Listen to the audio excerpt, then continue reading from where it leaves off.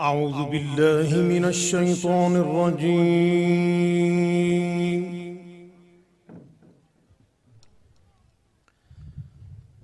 بسم الله الرحمن الرحيم.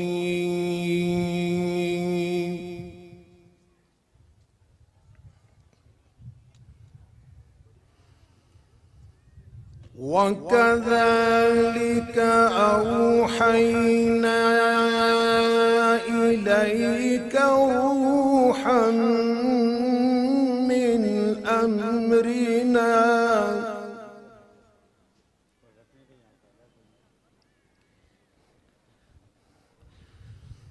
ما كنت تدري ما الكتاب ولا الإيمان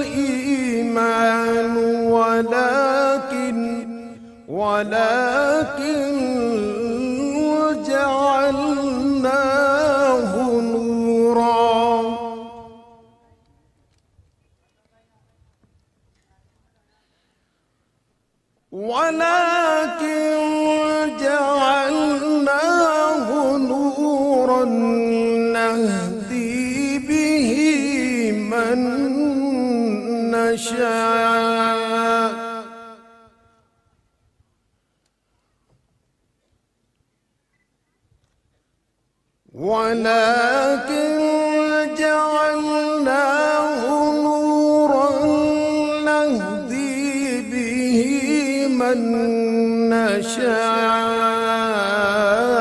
من عبادنا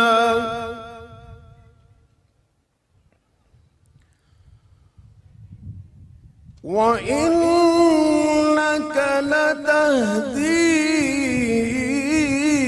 إلى صراط مستقيم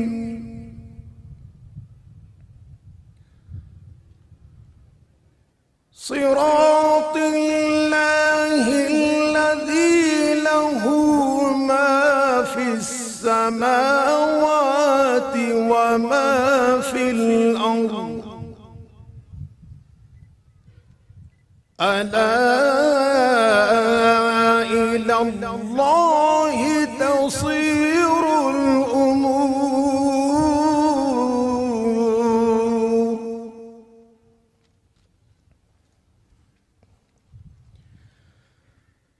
إنا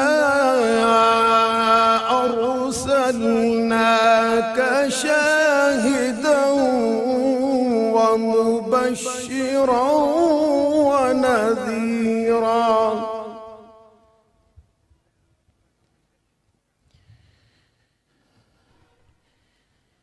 لتؤمنوا بالله ورسوله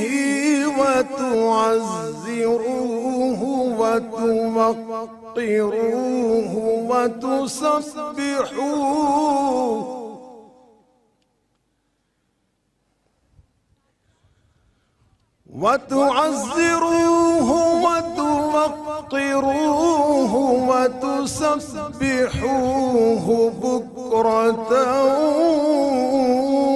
وأصيلا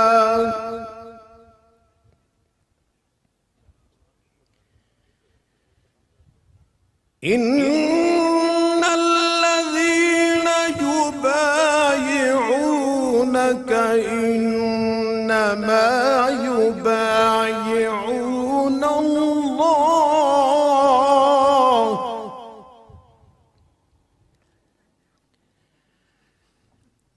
يد الله فوق أيديهم فمن نكث فإنما ينكث على نفسه ومن أوفى بما عاهد عليه الله فسيؤتيه أجرا عظيما ومن أوفى بما عاهد عليه فسيؤتيه أجرا عظيما. صدق الله العظيم.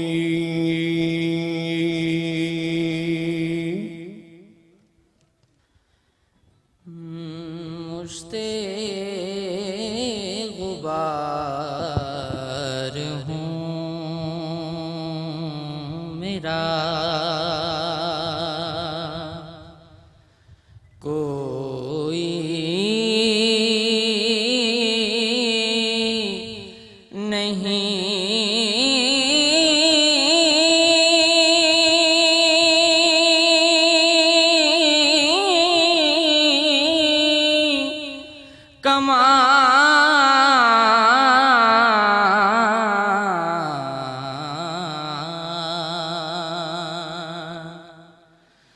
میں خوش نصیب ہوں کہ ملا پر توے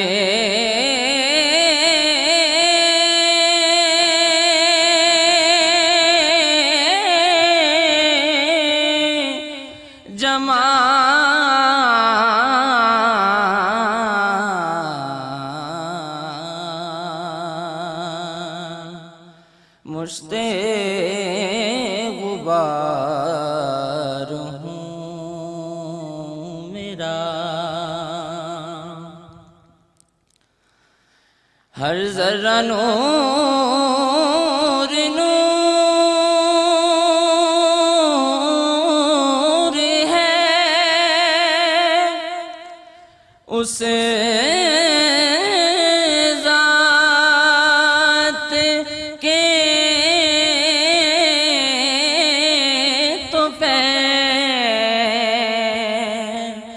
ہر ذرہ نور نور ہے، اس ذات کے تو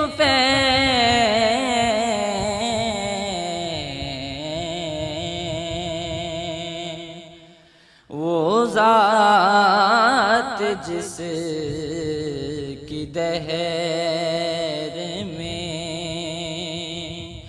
ممکن نہیں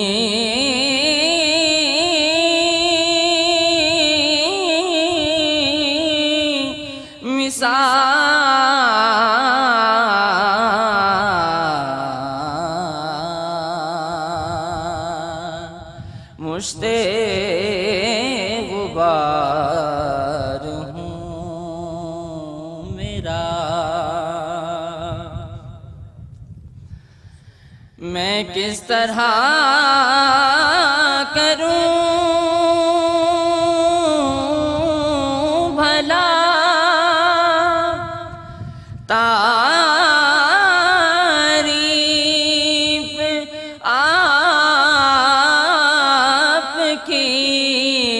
میں کس طرح کروں بھلا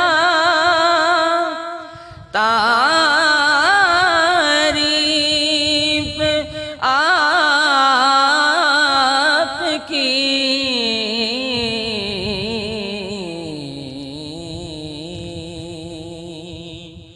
کتنا بلند آپ کی ہے رفعتوں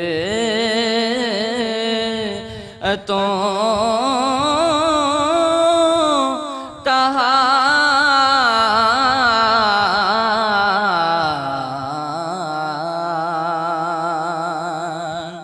مشت غبار ہوں میرا، صدیاں گزر گئیں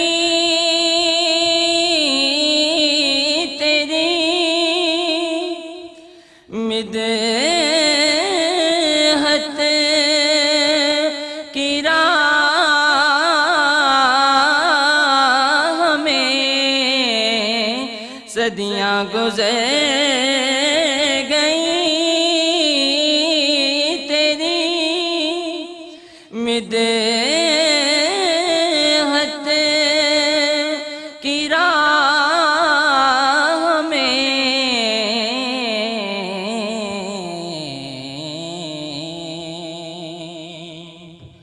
عاجز ہوئے زبان و قلم، عاجز ہوئے زبان و قلم، تھک گئے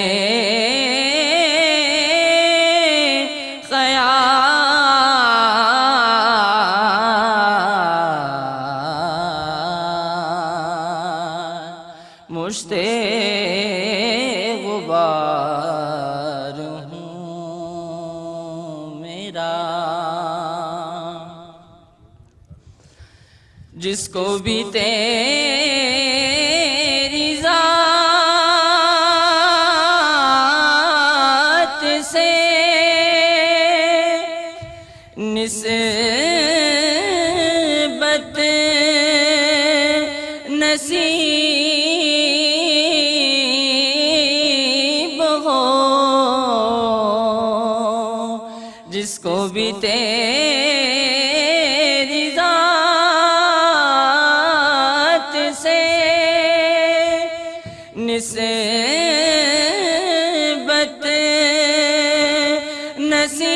نصیب ہو،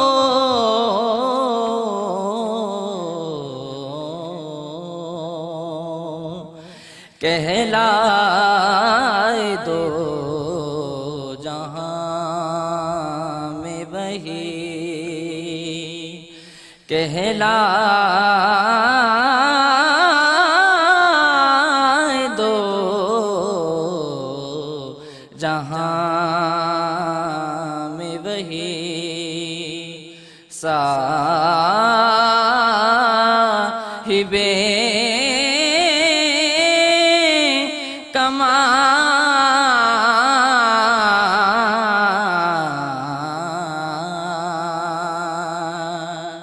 مشت غبار ہوں میرا، سیما ایسی موت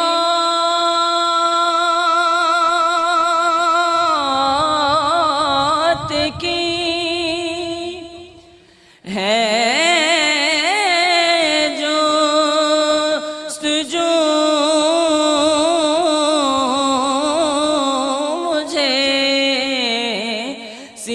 اب ایسی موت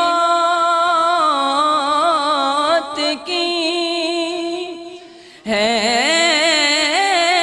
جستجو مجھے،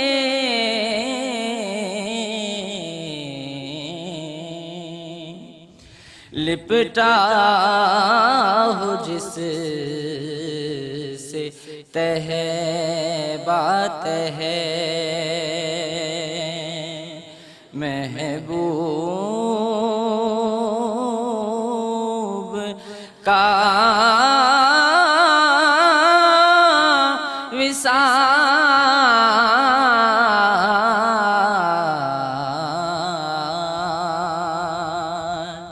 لپٹا ہو جس سے تہ بات ہے، محبوب کا وصال،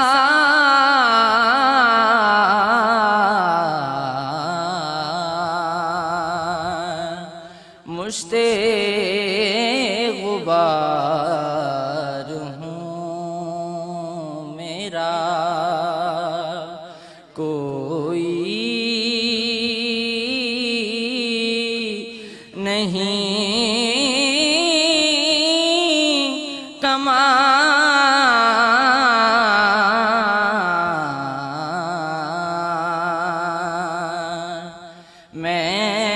خوش نصیب ہوں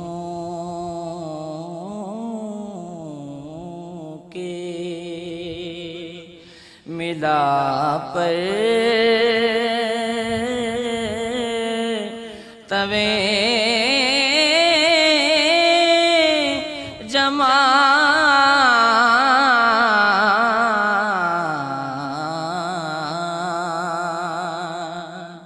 مشتے غبار ہوں میرا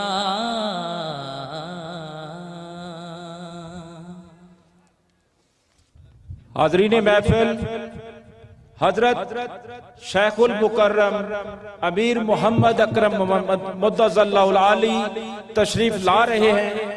نعرہ تکبیر، نعرہ تکبیر، نعرہ رسالت، نعرہ تکبیر۔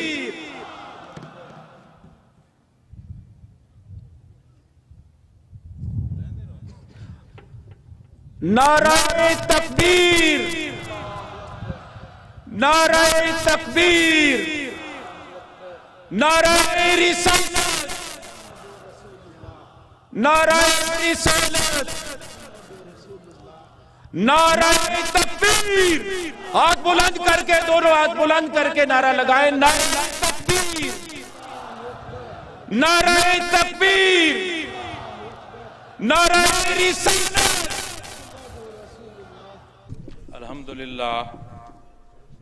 الحمدللہ رب العالمین، والصلاة والسلام علی حبیبہ محمد وآلہ وصحبہ اجمعین۔ اما بعد، فاعوذ باللہ من الشیطان الرجیم، بسم اللہ الرحمن الرحیم۔ قال اللہ تعالی فی القرآن الکریم والفرقان الحمید، وَأَطِيعُوا اللَّهَ وَرَسُولَهُ لَعَلَّكُمْ تُرْحَمُونَ۔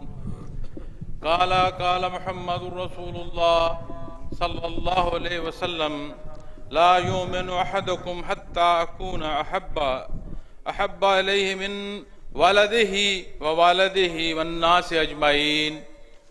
اللهم سبحانك لا علم لنا الا ما علمتنا انك انت العلیم الحکیم۔ مولاي صل وسلم دائما ابدا علی حبیبک من زانت بہ الاسر۔ انتہائی قابل صد احترام شیخ المکرم مدظ اللہ العالی، انتہائی معزز مہمانان گرامی، سٹیج پر تشریف رکھتے والے وہ معزز احباب جنہوں نے اپنی بے شمار مصروفیات ترک کر کے یہاں تشریف لائے، میرے وہ احباب جو آپ کے ساتھ تشریف لائے، معزز صاحب مجازین سلسلہ عالیہ، معزز زمراء و صدور سلسلہ عالیہ، معزز خواتین و حضرات، السلام علیکم ورحمۃ اللہ۔ میری پوری خواہش تھی کہ میں ہر آنے والے معزز مہمان جنہیں ہم نے یہاں اپنے درمیان اس بعثت رحمت عالم صلی اللہ علیہ وسلم کے باب برکت پروگرام میں تشریف آوری کے لیے مدعو کیا کہ میں ایک ایک آنے والے معزز مہمان کا نام لے کر شکریہ ادا کروں۔ انتہائی خوشی ہے کہ وہ تمام احباب تشریف لائے جنہیں دعوت عرض کی گئی۔ میں نہیں چاہتا کہ کسی ایسے معزز دوست کا نام مجھ سے رہ جائے اور باقی احباب کا نام عرض کر دوں، اس لیے میں مجموعی طور پر آپ کا انتہائی شکر گزار ہوں اور دعا گو ہوں کہ یہ وہ پروگرام ہے جس کی حیثیت ذاتی نہیں ہے، یہ پروگرام ہے جس کی حیثیت نہ صرف اجتماعی ہے بلکہ یہ وہ اجتماعی پروگرام ہے جس کا تعلق دین اسلام سے ہے اور موضوع بعثت رحمت عالم صلی اللہ علیہ وسلم ہے، یہ وہ بابرکت حصہ ہے جس کے لیے اٹھنے والے ہر قدم خلوص پر انحصار ہے۔ عند اللہ وہ ہر قدم مقبول ہوگا جو اخلاص سے ایسی بابرکت محافل کے لیے اٹھے گا۔ آج کا یہ پروگرام الحمدللہ حضرت شیخ المکرم کے وہ حکم کا تسلسل ہے جسے گزشتہ کئی سال سے وطن عزیز کے طول و عرض میں جس کا انعقاد کیا جا رہا ہے۔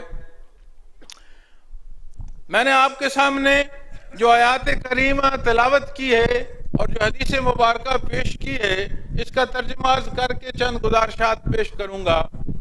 وَأَطِيعُوا اللَّهَ وَرَسُولَهُ لَعَلَّكُمْ تُرْحَمُونَ، ارشاد باری تعالیٰ ہے کہ اور اللہ کی اطاعت کرو اور رسول صلی اللہ علیہ وسلم کی تاکہ تم پر رحم کیا جائے۔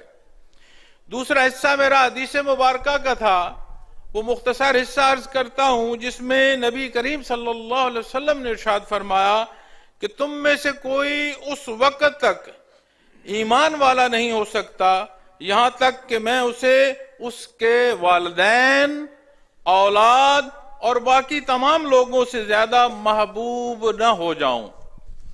حاضرین محفل، آج کا یہ پروگرام اس میں وطن عزیز کے ہر گوشے سے نمائندگی موجود ہے۔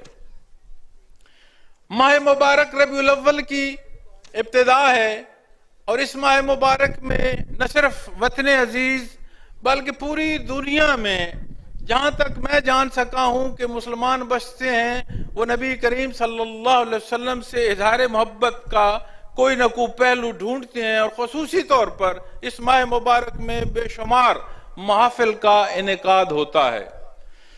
اور موضوع ولادت باسعادت کے حوالے سے ہوتا ہے۔ اللہ جل شانہ نے جب ارشاد فرمایا کہ وَمَا أَرْسَلْنَاكَ إِلَّا رَحْمَةً لِلْعَالَمِينَ، تو ایک بات بہت واضح ہو جاتی ہے کہ ایک ذات اللہ جل شانہ کی ہے جو خالق ہے اور وہ واحد ہے، لا شریک ہے۔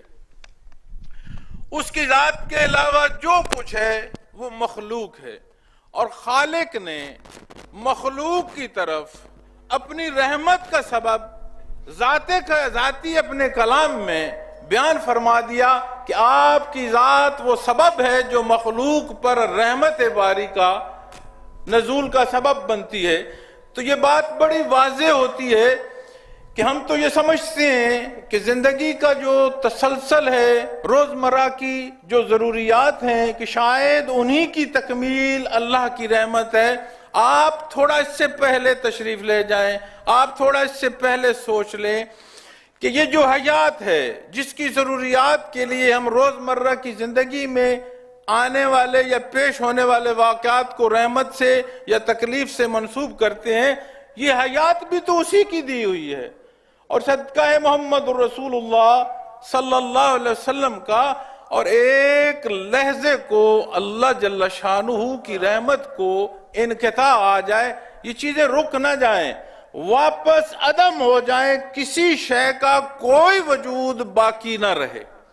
اور جب بات آتی ہے ولادت باسعادت کی تو اس میں فقط ایک ہمارا حصہ نہیں ہے، یہ مخلوق خدا پر اللہ کا احسان ہے۔ یہ ہوائیں قائم ہیں تو اللہ کی رحمت ہے، یہ فضائیں قائم ہیں تو اللہ کی رحمت ہے، یہ طلوع و غروب ہے، یہ آسمان و زمین ہے، یہ ستارے چاند اور سورج ہیں، یہ خاک کا ایک ایک ذرہ منت ہے اللہ کی رحمت کا، اور اللہ نے آپ کی ذات کو باعث رحمت ارشاد فرمایا۔ تو اس حصے میں فقط ہم شامل نہیں ہیں، خالق کے علاوہ تمام مخلوق کو آپ کی ولادت منانی چاہیے۔ لیکن جب بات ولادت کی آتی ہے تو اللہ جل شانہ نے باقی تمام مخلوق سے کٹ کر بندہ مومن کو ایک الگ رشتہ عطا فرمایا اپنے حبیب سے۔ بات آتی ہے بعثت رحمت عالم صلی اللہ علیہ وسلم کی کہ یہ موضوع کیا ہے، اس موضوع کا حضرت مدظل عالی نے کیوں حکم فرمایا؟ تو قرآن کریم میں جب ارشاد آتا ہے کہ لَقَدْ مَنَّ اللَّهُ عَلَى الْمُؤْمِنِينَ إِذْ بَعَثَ فِيهِمْ رَسُولًا مِّنْ أَنفُسِهِمْ، جو بندے مومن کر عمومی مخلوق سے ہٹ کر خصوصی احسان ہے اور واحد حصہ ہے جسے اللہ نے اس شان سے بیان فرمایا کہ اے بندے مومن جو تجھ پر یہ احسان ہے کہ میں نے اپنا حبیب تمہیں میں سے مبعوث فرمایا، یہ تمام احسانات سے بڑھ کر ہے۔ تو بات سمجھ آتی ہے کہ یہ جو احسن التقویم ہے، یہ جو بشر ہے، یہ جو اللہ جل شانہ نے نائب مقرر فرمایا ہے، اس کے لیے بے شمار تخلیق ہے، بے شمار گرد و پیش کا جائزہ لیں تو یہ جتنی مخلوق ہے، چاند کا چڑھنا ہو، سورج کا چڑھنا ہو، اپنے گرد و پیش حشرات الارض دیکھیں، چرند پرند دیکھیں، جانور چوپائے دیکھیں، ان کا محور انسانی زندگی ہے، یہ بشر ہے، یہ جو اللہ کا خلیفہ ہے یہ، پھر اسے اللہ جل شانہ نے تمام مخلوق سے ہٹ کر ایک ایسا سوچ اور خرد کا حصہ عطا فرمایا جو باقی کسی کے پاس نہیں ہے۔ اور یہاں جب بات پہنچتی ہے تو سمجھ آتی ہے کہ تفریق کیسے ہوگی۔ عمومی جو جاندار ہے اس کی بھی پیدائش ہے، اس کی بھی افزائش ہے، اس کا بھی گرانا ہے، اس کا بھی کھانا پینا ہے، اس کی بھی صحت اور بیماری ہے، اور اس کی بھی زندگی اور موت ہے۔ اور اگر کیا یہی حصہ یہ اشرف المخلوق میں آ کر پھر بندے مومن کی حیثیت سے یہی حصہ ہم بھی اختیار کر جائیں کہ پیدا ہوئے، پلے بڑے، روزگار کیے، شادی بیاہ ہوئی، خاندان بنے، اسی دنیا کی صبح و شام میں وقت پورا ہوا اور آخرت کو چلے گئے، تو یہ ایک عمومی جاندار کا اور اس اشرف الخلق کا پھر فرق کیا ہے؟ پھر اسے اللہ نے خصوصی حصہ عطا فرمایا کہ یہ ایک سوچ رکھتی ہے، ایک سمجھ رکھتا ہے، چیزوں کو دیکھ کر اس کا ایک ادراک قائم کرتا ہے، ایک وصف ایسا ہے جو خالق نے باقی کسی مخلوق کو نہیں عطا فرمایا۔ لیکن یاد رکھیے وہ جتنا بھی وصف ہو اتنا بڑھ نہیں سکتا کہ ذات باری تعالیٰ سے آشنائی کر سکے۔ وہاں پھر کوئی ذریعہ، کوئی ایسا حصہ درکار ہے جو ہمیں وہاں سے وہ شناسائی عطا فرما دے کہ ہمیں مقصد تخلیق نصیب ہو جائے، ہمیں وہ اشرف الخلق کا حصہ ہماری عظمتوں، ہمارے لیے عظمتوں کا سبب بن جائے۔ تو نبی کریم صلی اللہ علیہ وسلم کی وہ ذات ہے جو ہمیں اللہ جل شانہ سے شناسا فرماتے ہیں۔ قرآن کریم کلام ذات باری تعالیٰ ہے، حق ہے، ایک ایک نقطے اور ایک ایک زیر زبر کے فرق کے بغیر ہمارے پاس موجود ہے، لیکن ہمیں کہاں سے نصیب ہوا؟ اللہ واحد و لا شریک ہے، یہ ہمیں کہاں سے نصیب ہوا؟ یہ زندگی اختتام پذیر ہوگی، حیات برزخیہ ہوگا، اعمال کا جانچ پڑتال ہوگی، یہ ہمیں کہاں سے نصیب ہوئی بات؟ روز محشر ہوگا، شاہ و گدا ایک ہی لائن میں کھڑے ہوں گے، وہاں کوئی دنیاوی حیثیت کام نہیں آئے گی، وہاں فقط بات ہوگی ان اکرمکم عند اللہ اتقاکم۔ یہ حصے ہمیں کہاں سے نصیب ہوئے؟ واحد جگہ ہے آقا نامدار محمد الرسول اللہ صلی اللہ علیہ وسلم کی۔ آج ہم اگر اپنے معاشرے کا خیال کریں، آج اپنی تفرقہ بازیوں کا خیال کریں، آج اپنے اندر فساد کے حصوں کا خیال کریں، لسانی اور علاقائی جھگڑوں کا خیال کریں، نہ صرف وطن عزیز، کل دنیا کی جو امت مسلمہ ہے، اگر وہ اتفاق و اتحاد چاہتی ہے، اگر وہ عہد رفتہ کی وہ عظمتیں چاہتی ہے جو اسے اللہ نے دار دنیا میں بھی عطا فرمائی ہیں، تو فقط ایک در ہے، در محمد الرسول اللہ صلی اللہ علیہ وسلم۔ آج کا یہ بعثت کا موضوع حضرت متضل علی نے ہمیں حکم عطا فرمایا، اور ہم نے اس متن عزیز کے گوشے گوشے میں جہاں تک ممکن تھا اپنی وجودی استعداد سے بڑھ کر کوشش کی، اپنے ٹوٹے پھوٹے اور کمزور الفاظ سے کوشش کی کہ بندے مومنین تک یہ پیغام پہنچایا جائے کہ آپ کا رشتہ فقط ولادت کا نہیں ہے، اللہ نے اس سے بڑھ کر آپ کو آپ کی امت کا، آپ کی امتی ہونے کا جو رشتہ عطا فرمایا، وہ ایسا رشتہ ہے جہاں سے تمہیں وہ حصے نصیب ہوں گے جو تجھے تیری عظمتوں کو پہنچائیں گے، جو تجھے تیرے خالق سے شناسائی عطا فرمائیں گے۔ تو بات جب جہاں آتی ہے تو احکامات دین کی آتی ہے، ان حصوں کی آتی ہے جو عمومی زندگی سے ذاتی زندگی تک اور اجتماعی معاملات تک ہماری رہنمائی کا سبب ہیں۔ وہ قرآن و سنت کے پہلو جسے اللہ کے حبیب نے ذاتی طور پر اختیار فرمایا، وہ حصے جس کی تربیت آپ نے اپنے اصحاب کی فرمائی، اجماع امت آج ہم تک پہنچانے کا اللہ نے سبب بنایا، اور رہتی دنیا تک، روز معاشر تک، ایک ایک چاہنے والے تک یہ سبب موجود رہے گا۔ آج ہم کیوں اسے بھول بیٹھے ہیں؟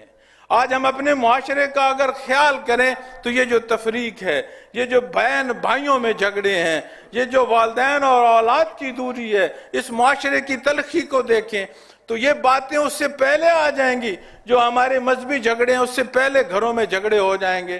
تو ان سارے حصوں کو دیکھنے کے لیے آج کے اس پروگرام کا مقصد ہے کہ وطن عزیز کے ایک ایک کونے تک یہ بات پہنچے۔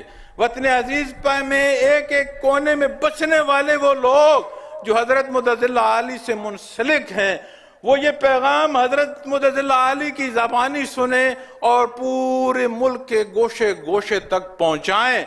ہم مکلف اس بات کے نہیں ہیں کہ کس حد تک تدارک ہو سکتا ہے خرابی کا، ہم اس بات کے مکلف نہیں ہیں کہ ہمارے عمل سے کتنی بہتری آئے گی، یہ سارا میرے اللہ کی دستر قدرت میں۔ ہاں ہم مکلف ہیں اپنے کردار کے، ہم مکلف ہیں 6 فٹ پاکستان کے کہ کیا اس پر اس ماہ مبارک کی اظہار محبت نے ہم نے غور کیا کہ کیا وہ اس میں نسق و نسق ہم نے نافذ کیا جو اللہ کے حبیب نے اپنی ذات پر نفذ کیا، جو اللہ کے حبیب نے ہمارے لیے پسند فرمایا، اللہ نے ہمارے لیے پسند فرمایا، تو پھر بات سمجھ آئے گی کہ ان محافل میں آنا کیا ہے، ان محافل میں سوچنا کیا ہے، اس میں شریک ہونے والے کی اگر یہ نیت ہوگی تو حاضرین محفل میں گزشتہ 1 ہفتے سے دیکھ رہا ہوں، آپ آنے والوں کو بے شک تکلیف ہوئی ہوگی۔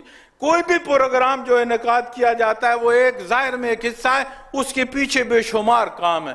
میں نے یہاں آنے والوں کے لیے بھی دعا عرض کیا کہ اللہ تمام کا آنا قبول کرے، لیکن میں نے اپنی آنکھوں پر اس سٹیج پر بیٹھ کر اپنے اسی نظام کے دوستوں کو دیکھا ہے، وہ آپ کے لیے اپنے ہتھوں سے پتھر اٹھا رہے تھے زمین پر سے، وہ آپ کے لیے مٹی بچھا رہے تھے کہ آنے والے جو مہمان بیٹھیں گے ان کے لیے سہولتوں میں دعا گو ہوں، ہر اس حصے کے لیے جسے کوئی یہ نہیں جانتا کہ اس نے اپنے اس پروگرام کے لیے کتنی محنتیں کی، کہاں تک اس نے اپنے اسباب اختیار کیے، لیکن یاد رکھنا ہمارا یہ عمل کسی ذات کے لیے ہے نہیں، ہمارا یہ عمل اس ذات الہی کے لیے، باری تعالیٰ کے لیے ہے جو ہر ایک کا عمل بھی جانتا ہے اور ہر ایک کی نیت بھی جانتا ہے۔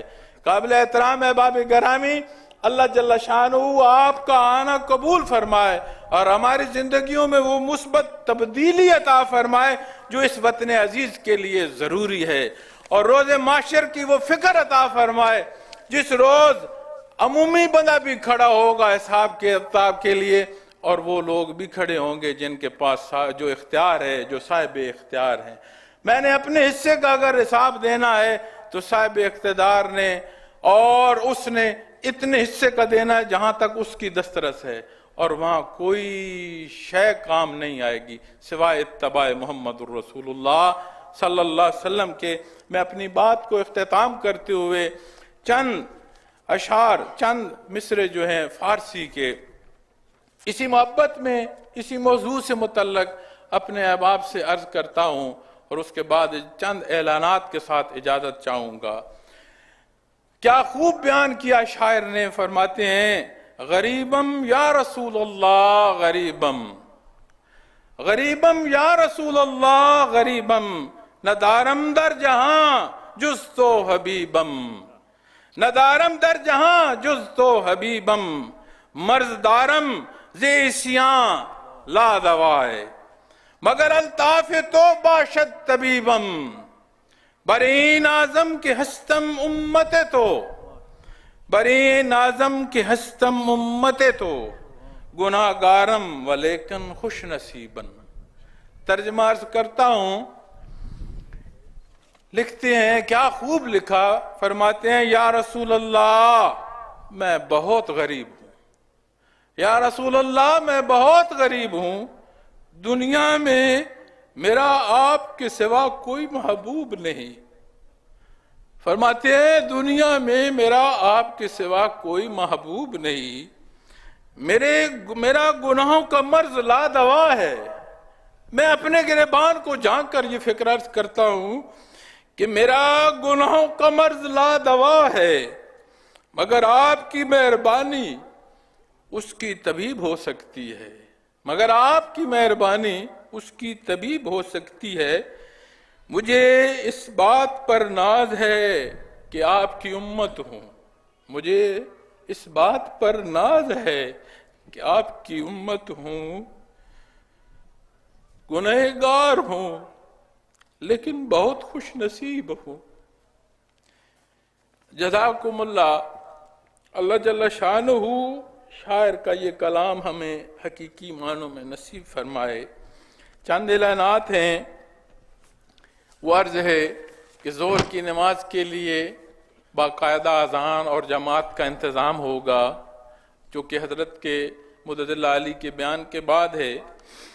اس کے ساتھ حضرت کے بیان کے بعد بے شمار دوست ایسے تشریف لاتے ہیں جو بیعت حضرت سے ہونا چاہتے ہیں، تو اتنے بڑے مجمع میں ممکن نہیں ہوتا، تو اس وقت حضرت سے عرض کریں گے جو ساتھی حضرت سے بیعت ہونے کے لیے تشریف لائے ہوں اپنا ہاتھ کھڑا کریں گے پنڈال میں، تو حضرت بیعت فرمائیں گے انہیں۔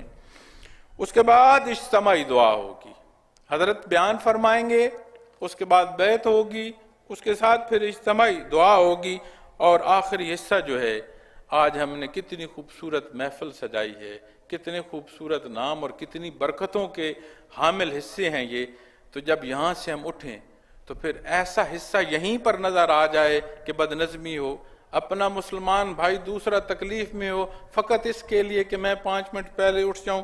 تو میری خصوصی عرض ہے تمام خواتین و حضرات سے کہ صبر و تحمل سے دعا کے بعد اٹھیے گا، تاکہ ہمارے کردار سے اسی جگہ پر ثابت ہو جائے کہ ہمارے کردار سے دوسرے کسی کو تکلیف نہیں ہوگی۔ اس کے ساتھ ہی میں حضرت شیخ المکرم مدد اللہ علی سے خطاب کی دعوت پیش کرتا ہوں۔ آپ میرے ساتھ ایک نعرے کا جواب دیجئے گا، نعرہ تکبیر، نعرہ تکبیر، نعرہ تکبیر، نعرہ رسالت، نعرہ رسالت، نعرہ رسالت۔ محترم حضرت مدد اللہ علی۔ الحمد لله نحمده ونستعينه ونستغفره ونؤمن به ونتوكل عليه ونعوذ بالله من شرور أنفسنا ومن سيئات أعمالنا من يهده الله فلا مضل له ومن يضلله فلا هادي له ونشهد أن لا إله إلا الله وحده لا شريك له ونشهد أن سيدنا ومولانا محمدا عبده ورسوله أما بعد فأعوذ بالله من الشيطان الرجيم بسم الله الرحمن الرحيم لقد من الله على المؤمنين إذ بعث فيهم رسولا من أنفسهم يتلو عليهم آياته ويزكيهم ويعلمهم الكتاب والحكمة وإن كانوا من قبل لفي ضلال مبين اللهم سبحانك لا علم لنا إلا ما علمتنا إنك أنت العليم الحكيم رب اشرح لي صدري ويسر لي أمري واحلل عقدة من لساني يفقهوا قولي رب زدني علما مولاي صل وسلم دائما أبدا على حبيبك خير الخلق كلهم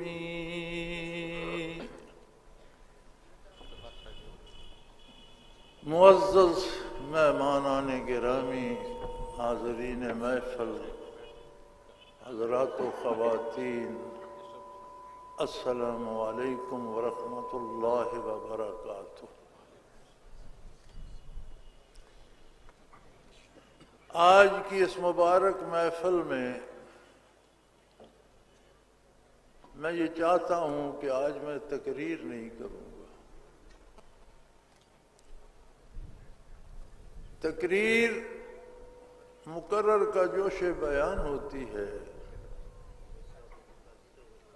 شعلہ بیانیاں کی جاتی ہیں، لہجے کا زیر و بم ہوتا ہے، الفاظ کا انتخاب ہوتا ہے، اور سارا زور اس بات پر ہوتا ہے کہ جو میں کہہ رہا ہوں یہ قبول کیا جائے، میری بات مانی جائے. میں نہیں چاہتا کہ جو میں کہتا ہوں وہ آپ مان لینے. آج ہم باتیں کریں گے. میں یہ چاہتا ہوں کہ ہم آپس میں باتیں کریں، گفتگو کریں، بات ہو. بات منوانے کے لیے نہیں ہوتی، بات ہوتی ہے سمجھنے سمجھانے کے لیے. شاید آپ مجھے سمجھا سکیں، ہو سکتا ہے اللہ توفیق دے کوئی بات میں آپ کو سمجھا سکوں. بڑا خوبصورت مائیا کہا تھا پنجابی والے نے. پنجابی کرنل محمد خان مرحوم بڑے مزے کے آدمی تھے. وہ کہتے تھے بات پنجابی میں کی جائے تو اس کی شرح نہیں کرنی پڑتی، منوان سمجھ آ جاتی. پنجابی مائیے والا کہتا ہے گلا کرے سا ڈھولا منہ دنیا پوسی، کہ دکھ تو کہیں گے لیکن محبوب کے روبرو کہیں گے. تو ہم آپ روبرو ہیں. ماہ مبارک ہے، ربیع الاول ہے. اللہ کے ان چند مبارک مہینوں میں سے ہے جنہیں ہر مسلمان بڑی عقیدت، بڑے احترام، بڑے ادب، بڑے پیار، بڑے محبت سے دیکھتا ہے. الحمدللہ. ہمارے ایک دوست ہوتے تھے راجہ محمد شریف مرحوم، اللہ انہیں غریق رحمت کرے. انہوں نے بڑی کاوش کی. انہوں نے ایک کتاب ترتیب دی، واقعات عظیمہ کی ترتیب زمانی. انہوں نے حیات نبوی علی صاحب الصلاۃ والسلام کی ولادت باسعادت سے لے کر وصال مبارک تک منٹوں تاریخوں، مہینوں سالوں تاریخوں، منٹوں اور سیکنڈز تک ہر واقعہ کا وقت لکھا ہے. واقعات عظیمہ کی تاریخ زمانی. تو اس ماہ مبارک میں 3 واقعات عظیمہ جمع ہو گئے. بہت بڑے بڑے 3 واقعات اس ماہ ربیع الاول مبارک میں ہیں. آقا نامدار صلی اللہ تعالی علیہ وآلہ وسلم کی ولادت باسعادت ربیع الاول میں ہے. آپ صلی اللہ تعالی علیہ وآلہ وسلم کی بعثت عالی ربیع الاول میں. آپ صلی اللہ علیہ وسلم کا وصال مبارک دنیا سے پردہ فرما جانا ربیع الاول میں. 3 واقعات بہت عظیم اس ماہ مبارک میں جمع ہو گئے.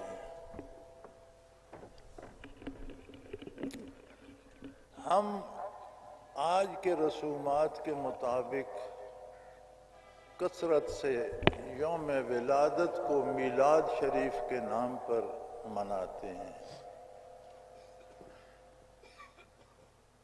بڑی اچھی بات ہے. کہا جاتا ہے لوگ روکتے ہیں، کون بدبخت روکتا ہے؟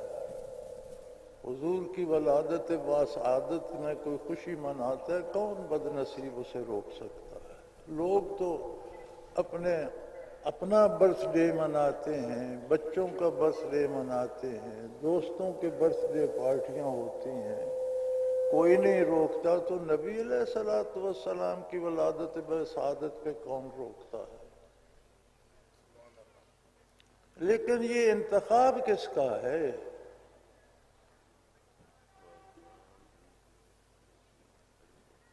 نبی علیہ الصلوۃ والسلام کی بارگاہ میں نذرانہ عقید پیش کرنے کا، اپنی عقیدت کے اظہار کا طریقہ و سلیقہ کیا ہے؟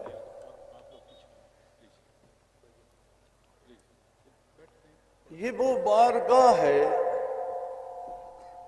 جس کے طریقے سلیقے آداب رب العالمین نے سکھائے۔ ہوا یہ کہ حضور اکرم صلی اللہ علیہ وسلم حجرہ مبارک میں جلوہ افروز تھے۔ چند مخلص مسلمان دیہاتی کاشتکار چرواہے مال مویشی کام روک کر کوئی دینی مسائل پوچھنے کے لیے حاضر ہوئے۔ حضور مسجد نبوی میں جلوہ افروز ہوتے تھے، سائل آتے فیض یاب ہوتے۔ وہ جب آئے تو حضور حجرہ مبارک میں تھے۔ اب انہیں جلدی تھی، مویشی چھوڑ کر آئے ہیں، ریوڑ چھوڑ کر آ گئے ہیں۔ انہوں نے جرت کی، حجرہ مبارک کے باہر سے آواز دی، یا رسول اللہ، یا رسول اللہ۔ اللہ کریم کو بات پسند نہیں آئی۔ فرمایا یہ جرت میرے حبیب کو ڈسٹرب کر رہے، وہی آ گیا، ان الذین ینادونک من وراء الحجرات۔ یہ لوگ جو حجرہ مبارک کے باہر سے آپ کو آوازیں دے رہے ہیں، اولئک ھم الجاہلون، یہ جڈ اور گمار ہیں۔ مخلص مسلمان تھے، صحابی تھے، سختی سے منع کیا گیا۔ کوئی عذاب کی وعید نہیں آئی، اگر کوئی غیر مسلم ہوتا تو پتہ نہیں کون سے عذاب کی وعید آتی، روک دیا گیا۔ یا اللہ کب بات کریں؟ فرمایا حتی تخرج الیہم، اگر بیٹھے رہو، حضور باہر بھی تشریف لائیں، کسی اور طرف متوجہ ہو تو تم اپنی طرف متوجہ نہیں کر سکتے۔ حتی تخرج الیہم، جب اپنی مرضی سے آپ کی طرف رخ انور پھیریں پھر گزارش پیش کرو۔ میرے بھائی، جب ہم میلاد مناتے ہیں اس بات کا لحاظ رکھتے ہیں، مناؤ، کوئی نہیں منانے سے منع کرتا۔ ذرا اس بارگاہ کے آداب دیکھو، یہ ڈھول باجے، یہ تماشے گاچے، یہ شور و غل، یہ پٹاخے پھل جھڑیاں، وہاں تو صحابی نے باہر سے آواز لگائی، عرش عظیم ہل گیا۔ ہم کیا کرتے ہیں؟ کوئی منانے سے نہیں روکتا۔ بارگاہ عالی میں جلیل القدر صحابہ بیٹھے ہیں، مہاجرین مکہ بیٹھے ہیں، انصار مدینہ بیٹھے ہیں، غازیان بدر و احد بیٹھے ہیں۔ باتیں ہوتی ہیں، آواز اونچی بھی ہو جاتی ہے، فوراً وہی الیہ آ گئی، لا ترفعوا اصواتکم فوق صوت النبی۔ اور صحابہ بیٹھے ہیں، وہ لوگ بیٹھے ہیں جنہوں نے دین کے لیے گھر بار خیش قبیلے سب کچھ ترک کر دیا۔ وہ بیٹھے ہیں جنہوں نے جانیں نچھاور کی، بیٹے قربان کیے۔ فرمایا آواز اونچی نہ ہو.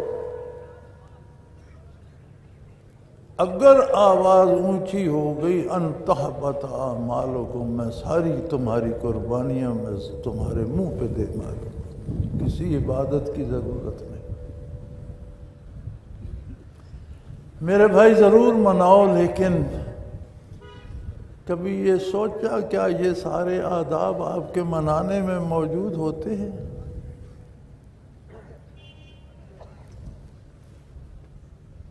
آگے چلو. اللہ کا ایک فرشتہ ہے، اسے ملک الموت کہتے ہیں. بڑا وسیع نظام ہے اس کے ماتحت. جتنے بندے دنیا میں آتے ہیں اس کا ایک ملازم ہر بندے کے ساتھ ہے. جب چاہتا ہے جس کا چاہتا ہے اسے اشارہ کرتا ہے. اللہ کا حکم ہوتا ہے، اسے پتہ ہوتا ہے، معین وقت کا اشارہ کرتا ہے، روح قبض ہو جاتی ہے. فقیر بھی ہوتے ہیں، امیر بھی ہوتے ہیں، گدھا بھی ہوتے ہیں، بادشاہ بھی ہوتے ہیں. پتہ تب چلتا ہے جب روح لے کے چلتے وقت. طبیعت عالی ناساز ہے. اپنی محبوبہ زوجہ محترمہ کی گود میں آرام فرما ہے. دختر نیک اختر تیمارداری کر رہی ہیں. کوئی حجرہ مبارک کے باہر سے آواز دیتا ہے، یا رسول اللہ اندر آنے کی اجازت ہے؟ آپ کی دختر نیک اختر کو بات پسند نہیں آتی. ترشی سے جواب دیتی ہیں کہ حضور کی طبیعت مبارک میں گرانی ہے اور تم اجازتیں طلب کر رہے ہو. حضور فرماتے ہیں نہ بیٹا، اس نے کبھی اجازت نہیں مانگی، اس کے تو نمائندے کام کرتے ہیں. یہ تیرے باپ کا دروازہ ہے جہاں یہ خود کھڑا اجازت مانگ رہا.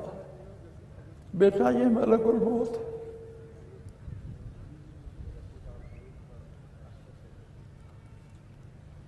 جب ہم میلاد مناتے ہیں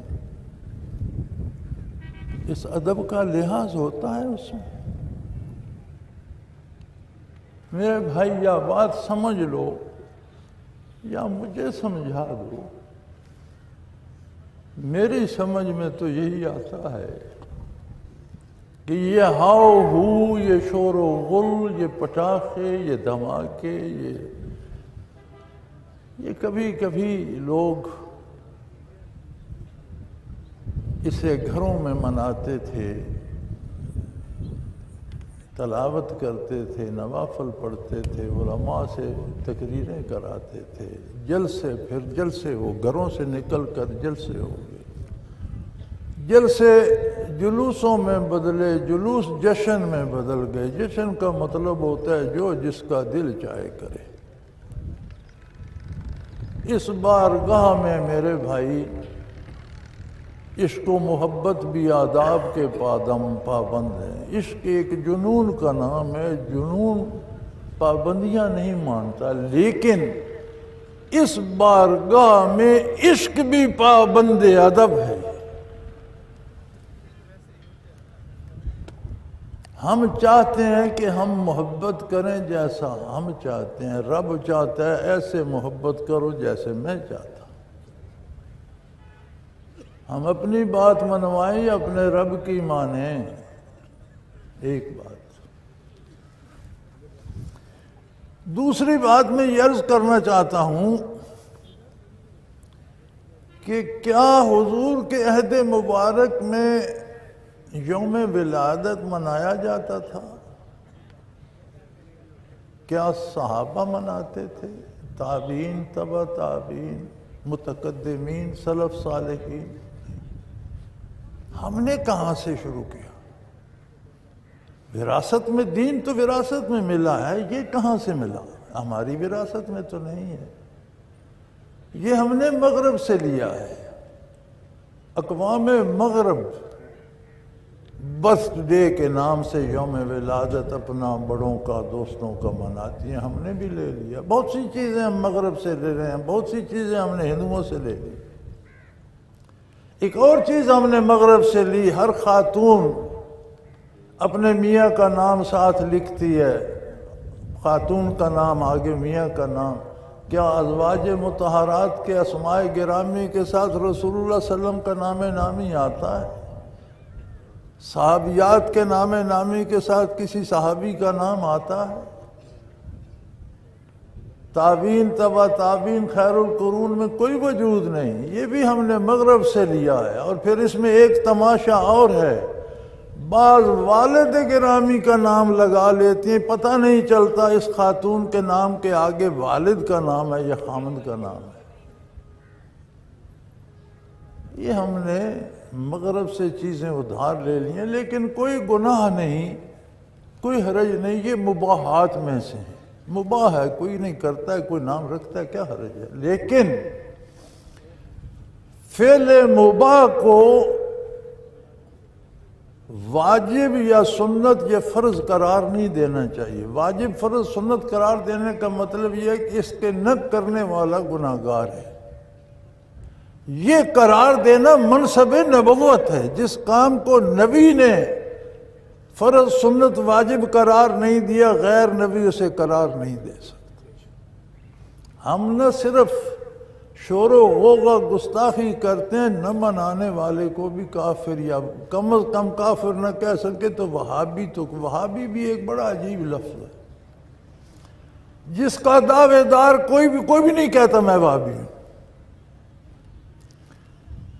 سکھ کہتا ہے میں سکھ ہوں, ہندو کہتا ہے میں ہندو ہوں. مسلمانوں کے جتنے فرقے ہیں ہر فرقے والا کہتا ہے میں اس فرقے کا فرد ہوں. تو یہ وہابی کون ہے؟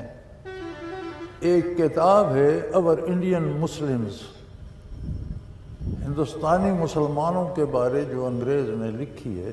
آج اب تو وہ یہاں بھی ملتی ہے, پہلے برطانیہ میں دستیاب تھی, اب پاکستان میں بھی ہے.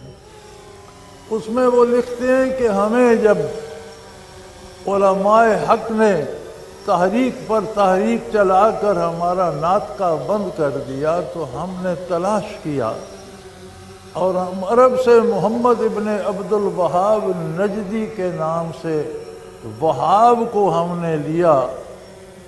محمد ابن عبد الوہاب وہ بندہ تھا جو آل سعود کے ساتھ مکہ مکرمہ کی فتح میں اور مدینہ منورہ پر غلبے میں ان کے ساتھ تھا.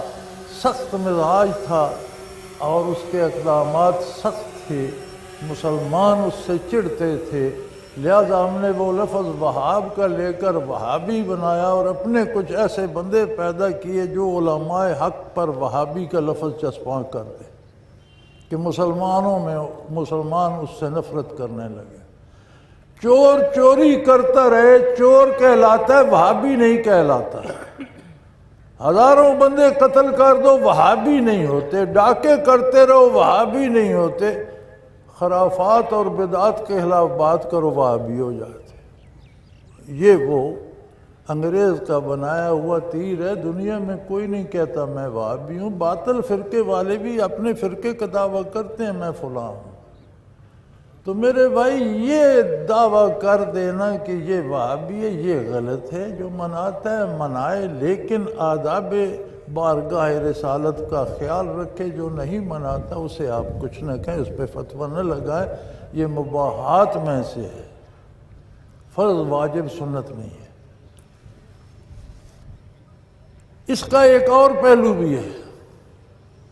اس کا دوسرا پہلو یہ ہے کہ حضور اکرم صلی اللہ علیہ وسلم کے لیے انتخاب کس کا ہے؟ آپ کس کا انتخاب؟ رب العالمین کا. آپ کا نور آدم علیہ السلام سے لے کر حضرت عبداللہ تک کن پیشانیوں کن پشتوں میں جائے گا اتفاق نہیں تھا, رب العالمین کا انتخاب تھا.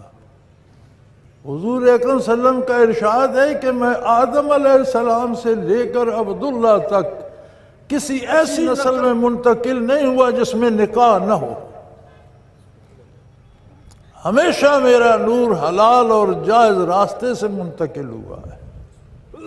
اس کا مطلب ہے رب العالمین نے چن چن کے بندوں کو عطا فرمایا۔ آپ نے کہاں پیدا ہونا ہے، کس گھر میں پیدا ہونا ہے، اس کا انتخاب تھا۔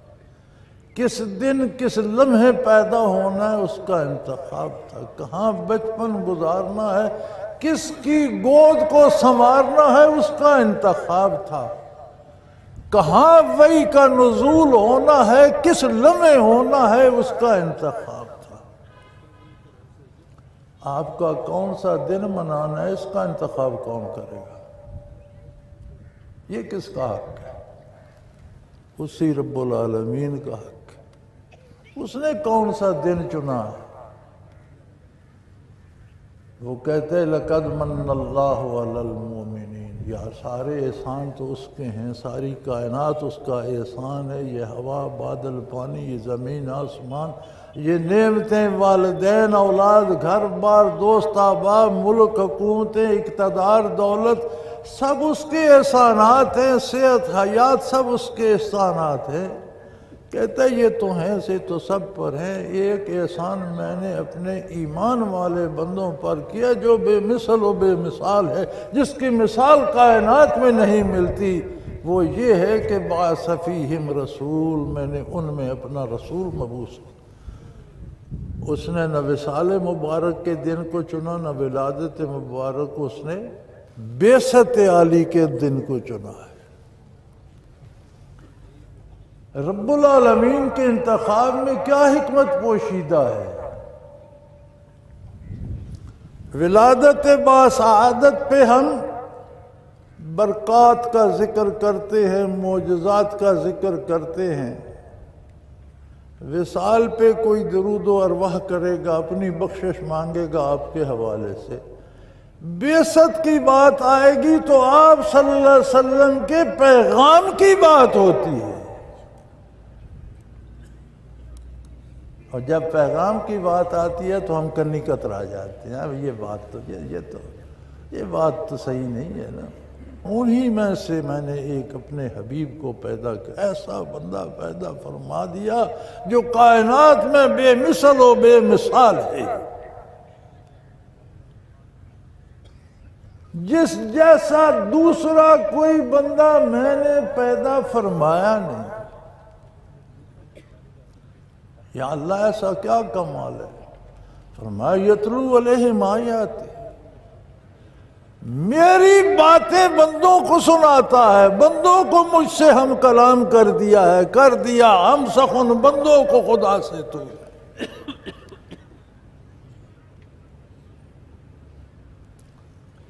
فرمایا جو چاہتا ہے کہ میں اللہ کریم سے باتیں کروں، ایسا لمحہ آئے، کوئی ایسا موقع آئے، کوئی ایسا میری زندگی میں بھی کوئی ایسا وقت آئے میں رب سے باتیں کروں۔ فرمایا فَلْيَقْرَأْ الْقُرْآنَ، تو قرآن پڑھو۔ رب سے باتیں کر رہے ہوگے، رب تم سے مخاطب ہوگا، تم رب کی بات سن رہے ہوگے، تم رب سے بات کر رہے ہو۔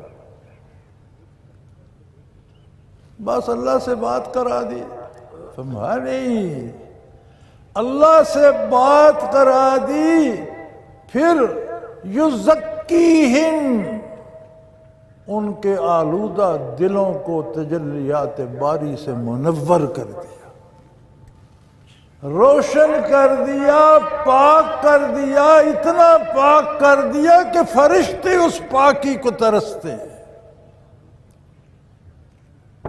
وہ تقدس ملائکہ کو نصیب نہیں، اس سے زیادہ قلوب انسانی کو طہارت اور تقدس دے دی، دلوں کو روشن کر دیا، منور کر دیا، تجلیات باری کی آماج گاہ بنا دیا۔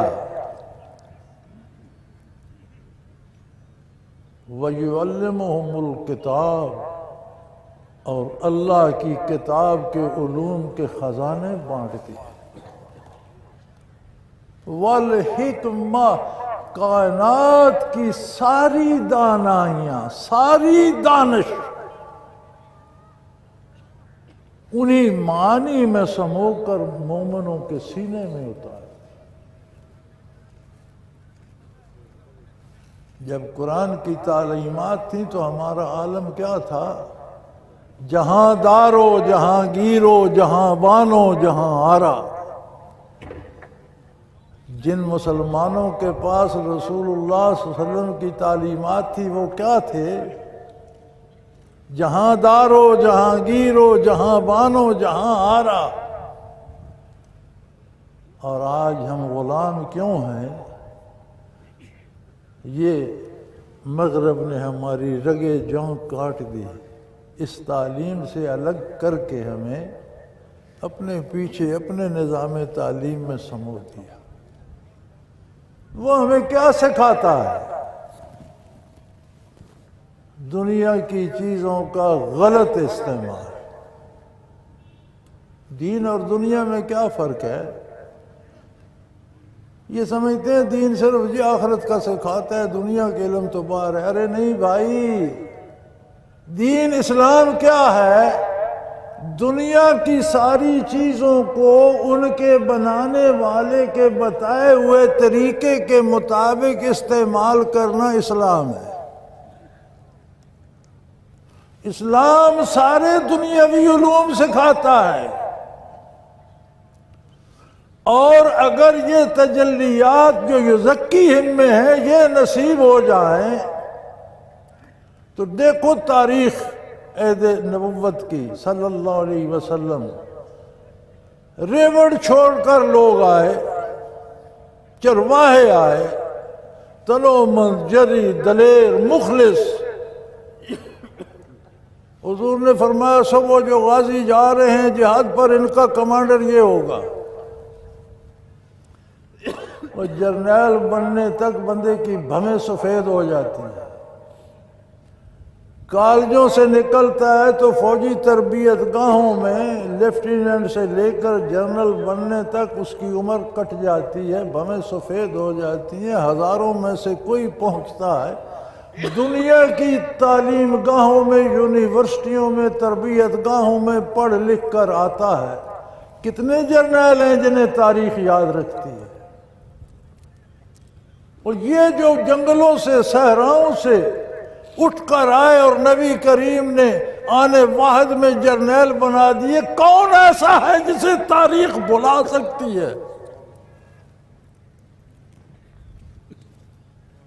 اسلام تو ایسا آب حیات ہے۔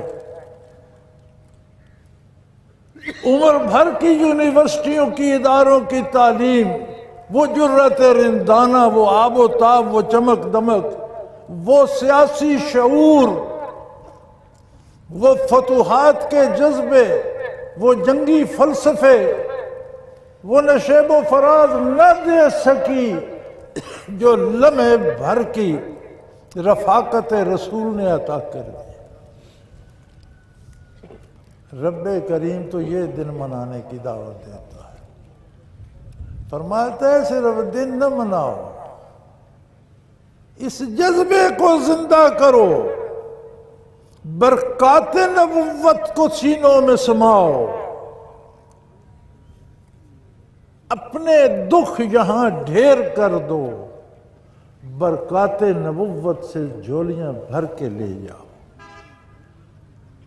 اور کوئی ہے جو دنیا میں دکھ سمیٹے اور سکھ عطا کرے؟ یہ اللہ کی بارگاہ ہے، یہ بارگاہ مصطفیٰ ہے۔ جو آتا ہے ساری دکھ، ساری تکلیفیں وہاں ڈھیر کر کے ساری خوشیاں لے کے آ جاتا۔ لیکن کوئی وہاں پہنچے تو صحیح، ہم وہاں جائیں تو صحیح، وہاں جانے کا سلیقہ تو سیکھیں، وہاں جانے کا طریقہ تو سیکھیں۔ کیسے عجیب لوگ تھے یار جنہوں نے یہ سلیقہ سیکھا۔ احد میں ایک صحابی کو تلوار لگی، یہاں سے ان کی آنکھ کٹ گئی، الگ نہیں ہوئی، لٹک گیا، چمڑا بچ گیا، اس طرح لٹک رہی تھی۔ بارگاہ رسالت میں حاضر ہوا زخمی، آپ نے دست اقدس سے واپس رکھ دی۔ سارے آپریشن مکمل ہو گئے، بینائی واپس آ گئی، زخم بھر گیا، پھر جنگ میں شریک ہو گئے۔ سبحان اللہ۔ ایک اور صحابی بڑے زخمی ہوئے،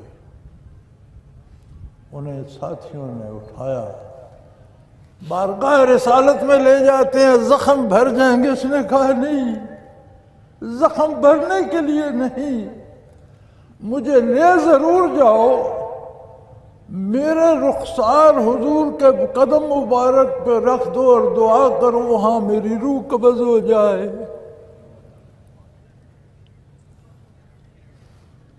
اللہ نے ان کی تمنا پوری کی۔ جہاں وہ حیات بٹ رہی تھی، وہ دنیا کی حیات چھوڑ کر وہاں سے ابدی حیات لے۔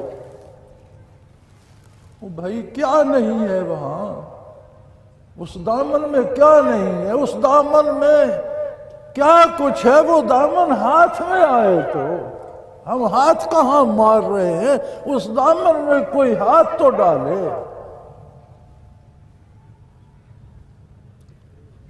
ارے میرے بھائی، بارگاہ بڑی عالی ہے، بڑی نازک ہے، بڑا نازک رشتہ ہے، اور اس بارگاہ کے آداب وہ رب العالمین خود سکھاتا ہے۔ حضور دنیا سے پردہ فرما گئے، روضہ عطر میں جلوہ افروز ہیں۔ عہد ابو بکر صدیق رضی اللہ تعالیٰ عنہ خلافت راشدہ کا دور تھا۔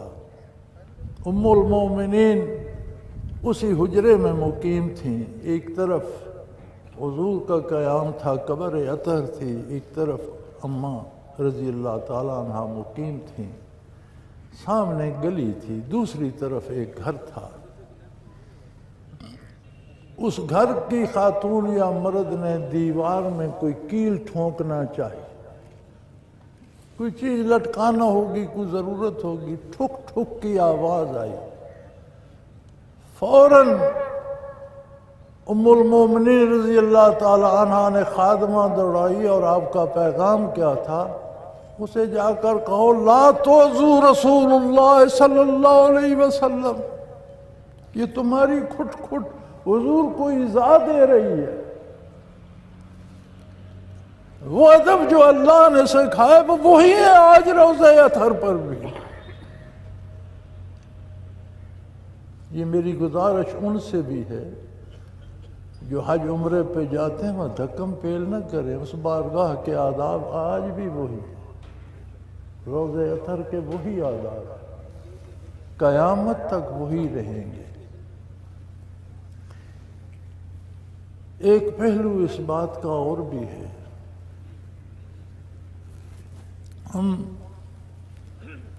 برتھ ڈے مناتے ہیں، بڑی باقاعدگی سے ہم نے تاریخیں لکھ رکھی ہوتی ہیں، یہ تاریخ پیدائش اس پہ مناتے ہیں۔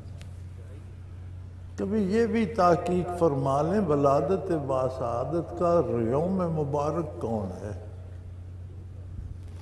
مورخین کی اکثریت اس بات پہ متفق ہے کہ 9 ربیع الاول آپ صلی اللہ علیہ وسلم کی ولادت باسعادت کا دن ہے۔ بہت تھوڑے اور چند مورخ 12 کی بات کرتے ہیں، اکثریت 9 پر ہے، اور سارے اس بات پر متفق ہیں کہ 12 ربیع الاول حضور کے وصال مبارک کا دن ہے۔ اور جس دن حضور نے دنیا سے پردہ فرمایا، خیبر میں یہودیوں نے عید منائی تھی، جشن کیا تھا، خوشی منائی۔ ذرا تھوڑا سا مطالعہ کر لیں، اہل علم سے پوچھ لیں، تفتیش کر لیں، منائیں، میں تو نہیں روکتا، کوئی بھی نہیں روکتا، کچھ آداب کا خیال رکھیں جو رب العالمین نے بنائے ہیں، کچھ تاریخوں کا تعین کر لیں۔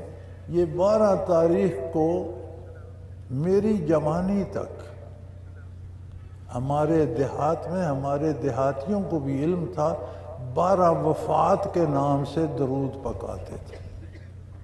عام دیہاتیوں کو بھی علم تھا کہ یہ وصال مبارک کا دن ہے، اور 12 وفات کے نام سے کھانے بنا کر غریبوں میں تقسیم کر کے ایصال ثواب کرتے تھے اور بارگاہ عالی میں ہدیہ درود بھیج کر نفل پڑھ کر دعائیں مانگتے تھے۔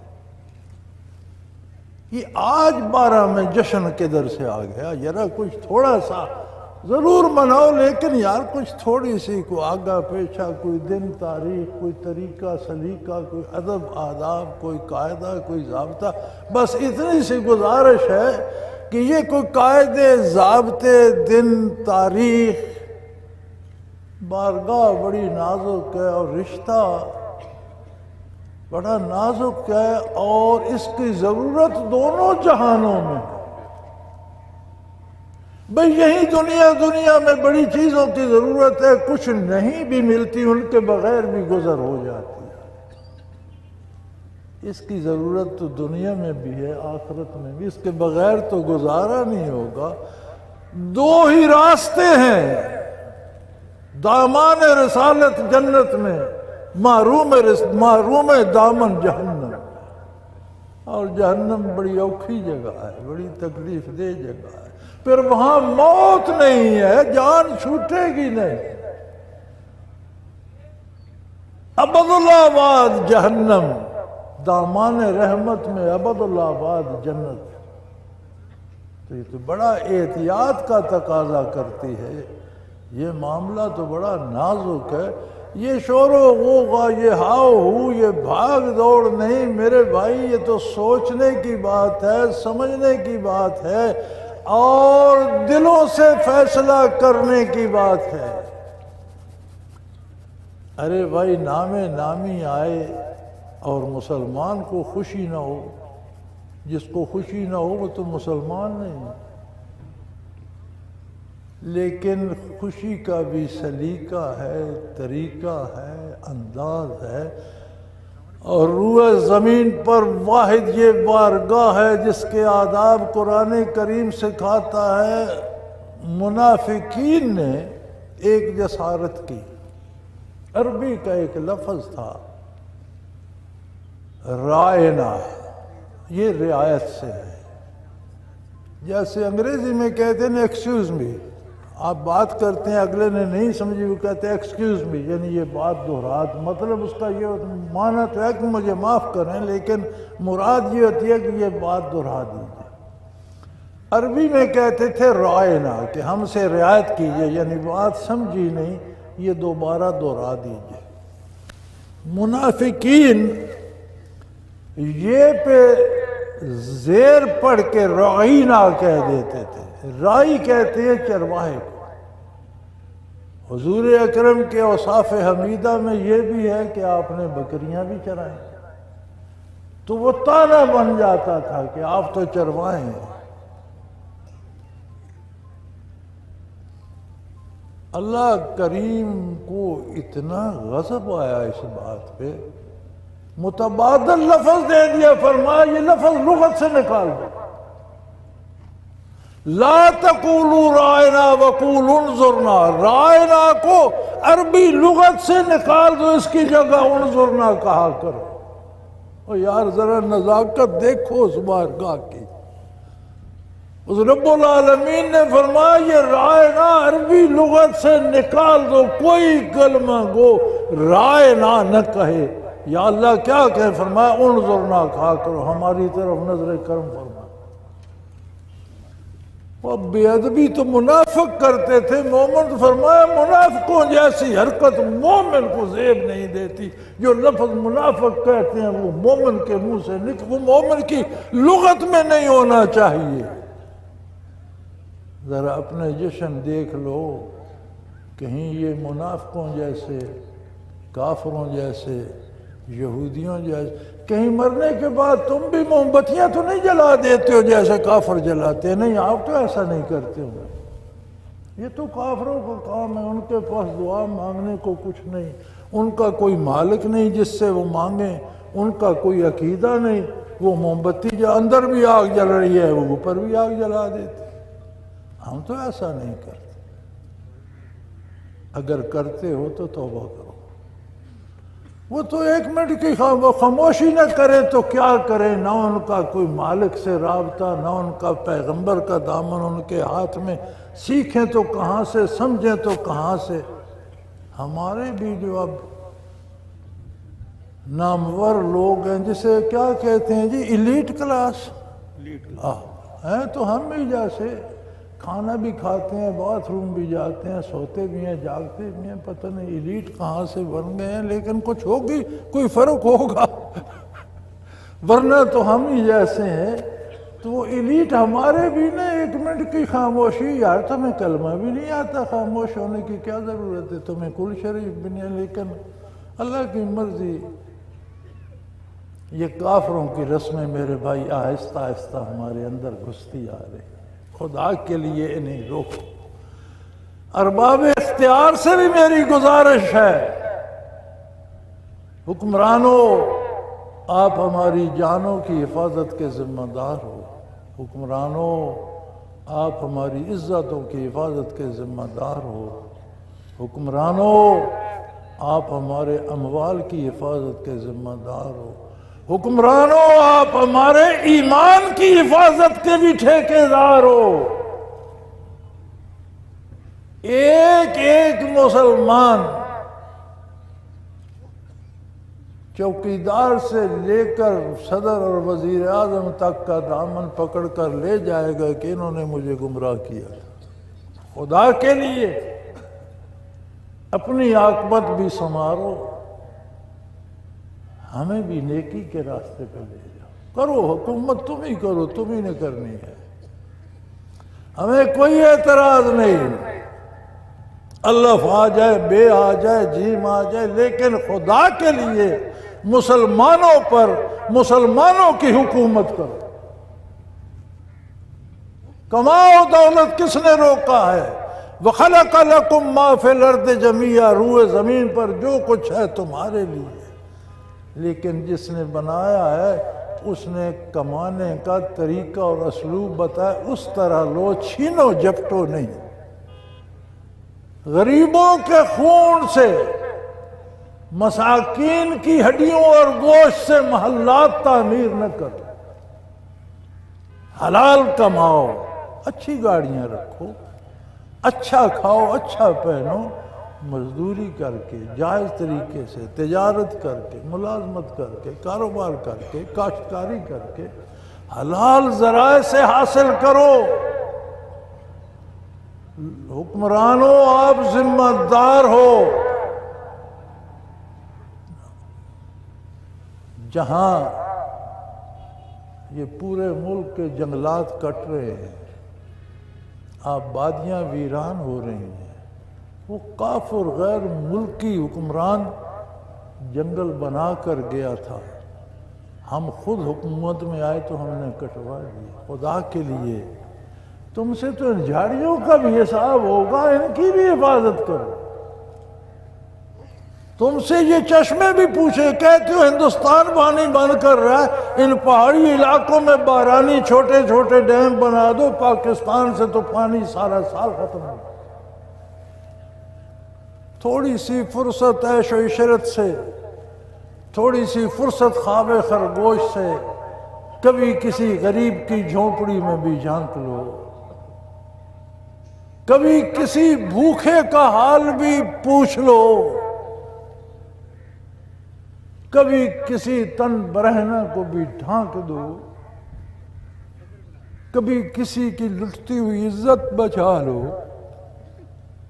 ایک دن تمہارا دامن تو یہ 25 کروڑ لوگ پکڑیں گے۔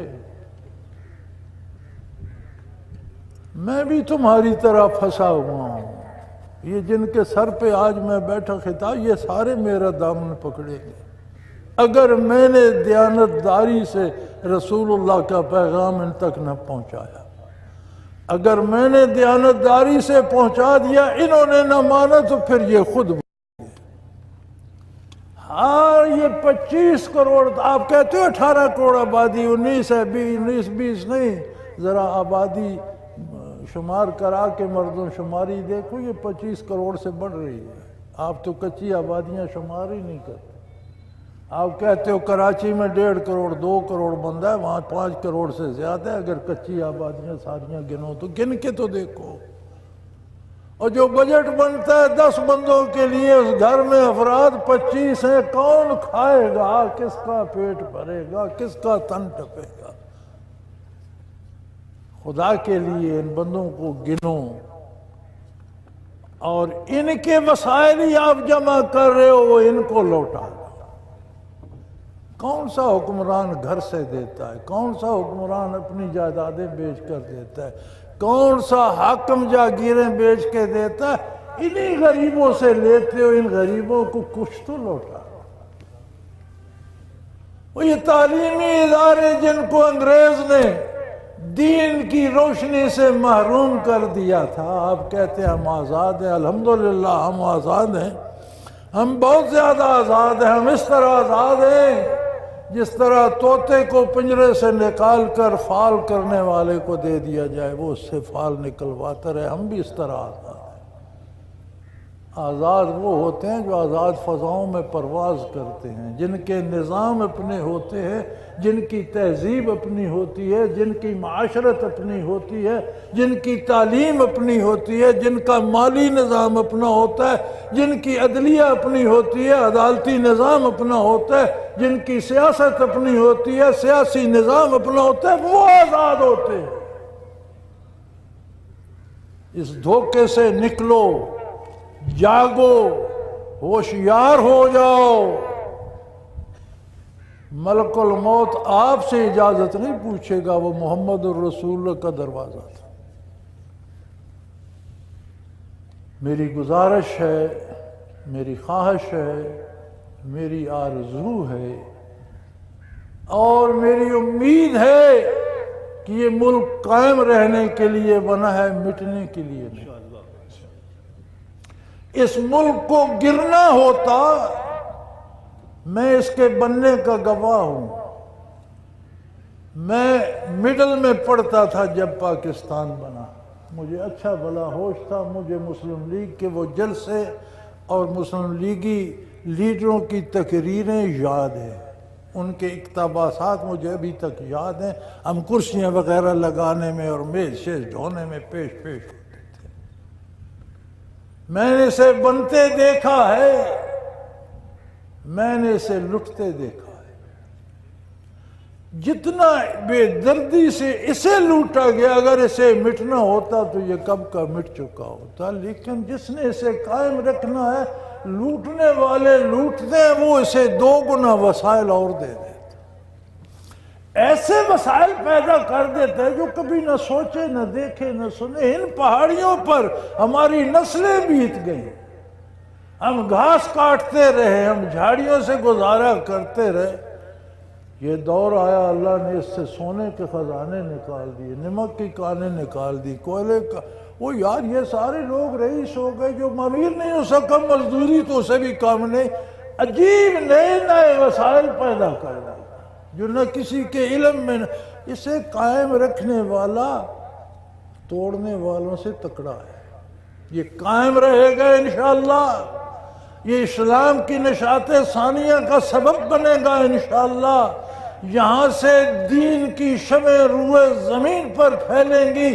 خوش نصیب وہ ہے جو اپنا حصہ اس کی آبادی میں، اس کی روشنی پھیلانے میں ڈال دے، وہ حاکم ہو یا رعیت ہو، وہ افسر ہو یا ماتحت ہو، وہ کاشتکار ہو یا پروفیسر ہو، جو جہاں بھی ہے، جو خلوص سے بارگاہ رسالت پناہی کا پیغام اس تک پہنچائے گا، کوشش کرے گا رائج کرنے کی، وہ اس کی آبادی کا حصہ دار ہے۔ جو روکنے کا سبب ہے وہ اس ملک کا دشمن ہے، اور اس کا دشمن ناکام ہوگا انشاءاللہ، بگاڑ کچھ نہیں سکے گا۔ لوگوں، جو چاہو کرو، ذرا دیکھ لو اپنا دامن کس چیز پہ پھیلا رہے ہو۔ میرا مشورہ یہ ہے، اپنا دامن رحمت للعالمین کی بارگاہ میں پھیلاؤ، اس کے آداب اللہ نے سکھائے ہیں، اس بارگاہ سے خود کو منسلک کرو۔ اللہ آپ سب کو بامراد کرے۔ وآخر دعوانا ان الحمدللہ رب العالمین۔ دعا کر لیجئے، خلوص دل سے دعا کیجئے، حضور حق سے دعا کیجئے، اللہ کی بارگاہ میں ہاتھ اٹھائیے، بطفیل عظمت محمد الرسول اللہ اٹھائیے، پورے خلوص سے اٹھائیے۔ اللہم صلی علی سیدنا و مولانا محمد وعلی آل سیدنا و مولانا محمد مبارک وسلم۔ اللہم ربنا لا تقتلنا بغضبک ولا تہلکنا بغضابک واعف عنا قبل ذلك۔ اللہم ربنا لا تسلط علینا من لا یرحمنا۔ اللہم ربنا انت ولینا فی سفرنا و حضرنا فی مالنا و اہلنا، انت ولینا فی الدنیا والآخرہ، توفنا مسلمین و الحقنا بالصالحین۔ اللہم انصر الاسلام والمسلمین، اللہم اید الاسلام والمسلمین، اللہم اعز الاسلام والمسلمین اینما کانوا ومن کانوا وانک علی کل شیء قدیر۔ اے اللہ ہماری خطاؤں سے درگزر فرما، اے اللہ ہمارے گناہ معاف فرما، اے اللہ ہمارے ہاتھوں میں دامان مصطفیٰ تھما دے، اے اللہ ہمیں آپ کی بارگاہ میں سرخرو ہونے کی توفیق عطا فرما، اے اللہ ہمیں ہدایت سے بہرہ فرما، ہمیں ہدایت عطا فرما، ہماری اولادوں کو، بیٹوں کو، بچوں کو، ہمارے والدین کو، بزرگوں کو، ہمارے ملنے جلنے والوں کو، ہمارے ساتھیوں کو، ہمارے حکمرانوں کو، ہمارے بادشاہوں کو، یا اللہ سب کی اصلاح فرما دے، تو قادر ہے۔ اے اللہ ہمارے دلوں کو نیکی کی طرف پھیر دے، اے اللہ ہمیں شیطان کے پھندوں سے بچا لے، اے اللہ ہمیں نفس کے فریبوں سے پناہ عطا فرما۔ اے اللہ ہم کمزور لوگ ہیں، بیماری بھی تیری نعمت ہے، صحت بھی تیری نعمت ہے، یا اللہ ہم ناتواں ہیں، ہم کمزور ہیں، ہمیں بیماری کی بجائے صحت کی نعمت عطا فرما۔ یا اللہ ہم آزمائشوں کے لائق نہیں ہیں، ہمیں تنگی سے بچا، فراخی نصیب فرما۔ یا اللہ ہماری بھوک و افلاس دور فرما، یا اللہ رحمت کی بارشیں نازل فرما، اے اللہ رحمت کی بارشیں نازل فرما، اے اللہ رحمت کی بارشیں نازل فرما۔ والذی ينزل الغیث من بعد ما قنطوا وینشر رحمتہ وهو الولی الحمید وهو الولی الحمید وهو الولی الحمید۔ یا اللہ بچھڑوں کے فرزند ملا دے، بیماروں کو شفا عطا کر دے، یا اللہ مقروضوں کو قرض کی مصیبت سے نجات عطا فرما۔ یا اللہ ہم سب تیرے محتاج، گناہ گار، خطا کار، لیکن تیرے نبی کے نام سے وابستہ ہیں۔ یا اللہ ہم جیسے ہیں، ہمارا دعویٰ تو ہے کہ ہم تیرے نبی کی امتی ہیں، ہمارے دعوے کی لاج رکھ، ہماری اس بات کو قبول فرما لے، ہمیں اس قابل کر دے کہ ہم تیرے نبی کی امتی کہلا سکیں، بن سکیں، ثابت کر سکیں۔ یا اللہ ہمارے اس ملک کو ہمیشہ قائم رکھ، اس کی بنیادیں دین حق پہ استوار فرما۔ یا اللہ یہ غازیوں کی سرزمین، اسے واقعی غازیوں کی آماجگاہ بنا دے۔ یا اللہ یہاں کا ہر سپاہی شہادت کا متمنی ہے، یہ شہیدوں کی سرزمین ہے، خون شہیدہ کے طفیل ہماری خطائیں معاف کر دے۔ یا اللہ ہمارے بچوں کو، ہمارے بزرگوں کو، ہمارے محکوموں کو، ہمارے حاکموں کو، سب پر رحم فرما، سب کو ہدایت نصیب فرما۔ یا اللہ ہم سب کو حضور کی اطاعت پہ متفق کر دے۔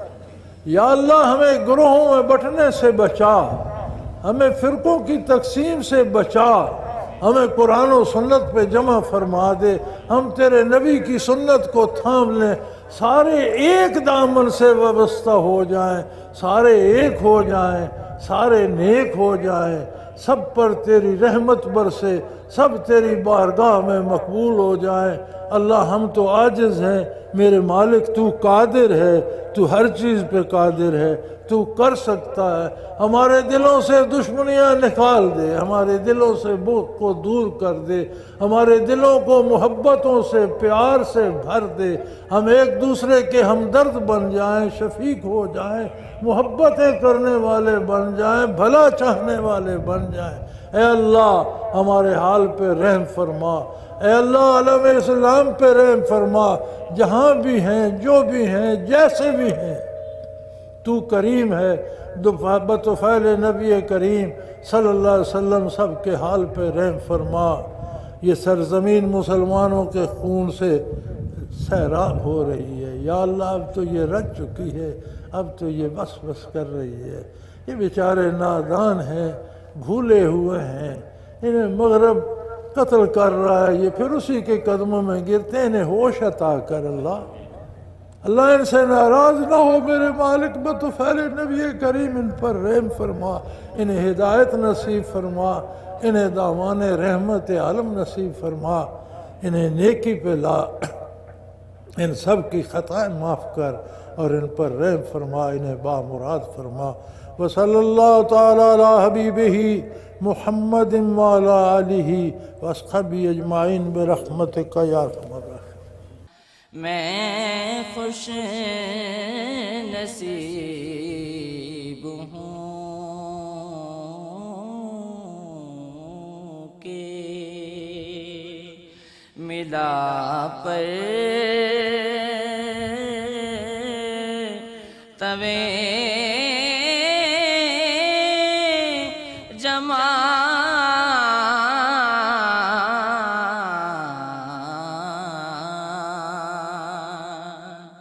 مشتے